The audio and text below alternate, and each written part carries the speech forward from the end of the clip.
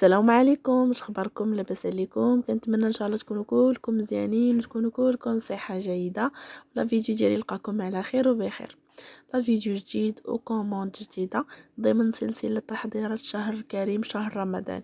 اليوم ان شاء الله غنشارك معكم الطريقه ديال البريوات ديال الكاوكاو اللي بزاف ديال الاخوات لاقين معاهم مشكل العقده كتطلق ليهم الزيت. البريوات كيجيو قاصحين.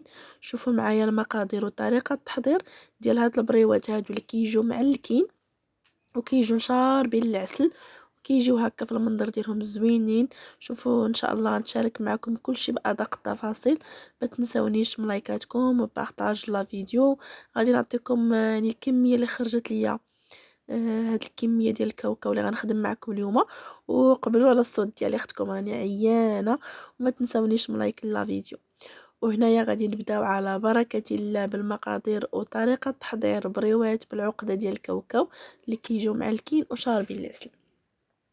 بالنسبة للمقادير عندي هنايا نص كيلو ديال الكاوكاو اللي خويت عليه الماء مغلي، غير خويت عليه درتو هكا في الكاسرونه وخويت عليه الماء مغلي وخليته واحد 5 دقائق. ما كنغليه ما والو، غير كنخليه هكاك في الكاسرونه. من بعد غادي نصفيه. بعد ما كنصفيه غنخليه يتصفى مزيان حتى كينشف مزيان. وغادي نعزل منه تقريبا جهد واحد الكاس ونص. وغادي نقليه في الزيت والكميه الاخرى راه كتبقى هكاك. بعد ما كتنشف من طبيعه الحال كنخلطهم مع بعضياتهم بحال هكا. غادي نديرهم في الماكينه، غادي نطحنهم مع كاس ديال السكر سنيده. نص كيلو ديال الكاوكاو مع كاس ديال السكر سنيده حتى كيطحنوا مزيان. كنزيد عليه معلقه ديال الزبده، معلقه ديال الكونفيتير، معلقه ديال القرفه، هادو كلهم معلقه صغيره. صافي كنخدمهم بحال هكا. اللي بغات دير النكهه ديال اللوز دير واحد شويه من النكهه ديال اللوز في هاد المرحله هادي. هنا كنبدا كنخدم بحال هكا العقده ديالي. هذاك الكاس اللي حدايا راه فيه ماء الزهر. صافي كنخدم وكنبدا كنرش الكاوكاو. عفوا كيهز ماء زهر ماشي بحال اللوز.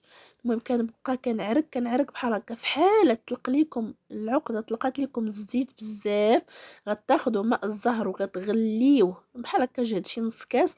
غتغليوه مزيان حتى كتطلع مع هذيك الغليه. وغتبقاو كتزيدوا كتدلكوا كتحيدوا من هذيك القصعه وديروا بحال هكاك فوق من الرخامه. وتبقاو كتعركوا غير بالكف ديال يدكم. صافي حتى كتحيد لكم هذيك الكميه ديال الزيت اللي كتخرج. المهم انا هنايا صراحه ما طلق لا زيت لا والو، يعني تعاملت معاه عادي جدا. فقط تبعوا غير المقادير وطريقه التحضير راه غادي تنجح معكم العقده ديالكم. صافي هنا راه هزت لي تقريبا كاس الا ربع ديال ماء الزهر. هنا غادي نحاول انني غادي نبدا نجمع في العقده ديالي على هاد الطريقه هذه حتى كنجمعها كلها. كنحاول انني نجمعها وكتكون واحد العقده اللي رطبه ومعلكه.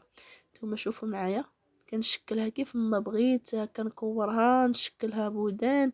المهم ما كتطلقش نهائيا ديك الكميه تاع الزيت اللي كيطلق الكاوكاو بزاف. صافي هنايا غادي نخليها بحال هكا غنغطيها بالسلوفان. غادي ندوز هنا الورقه. بالنسبه للورقه اللي كنخدم بها هي الورقه ديال البخار. كناخدها عندي هنايا نص كيلو ديال الكاوكاو. خديت لي انا صراحه كيلو ديال الورقه غير هكا من احسن الشيط ولا يخص. صافي هنايا غادي ناخد الورقه كنقسمها على جوج. دائما كنستعانوا بواحد البلاستيكه لحاجه ضروريه ومؤكده. وكنبدا غادي نبدا نقطع بالمقص. بالنسبه لهاد البريوات تاع الكاوكاو انا خدمتهم بالليل باش غنبيتهم في العسل. انا الاكثريه ديال البريوات كنخدمهم بالليل باش نبيتهم في العسل. هنا كنحيد هاد الزائد وكنبدا كنقطع على هاد الطريقه هادي. ودائما كنعبر هكا بجوج ديال الاصبع وكنجي هنا وكنعلم بالمقص وكنقطع هكا. كيجيو البريوات ما صغار ما كبار، كيجيو متوسطين وكيجيو زوينين حتى في الحطه. صافي هنايا بعد ما غنقطع الورقه كاملها بطبيعة الحال غنعاود نديرهم في البلاستيك هذوك الشرائط.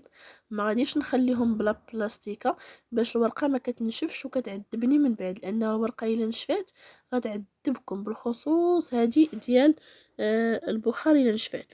وهنايا غادي نبدا على بركه الله. كناخذ الاول شريط اللي هو هذا. غادي نبدا كنحط في هذوك الاشرطه قدامي. انا غنصور معكم دابا ولكن انا كناخذهم كلهم كنشرهم هكا فوق الطبله.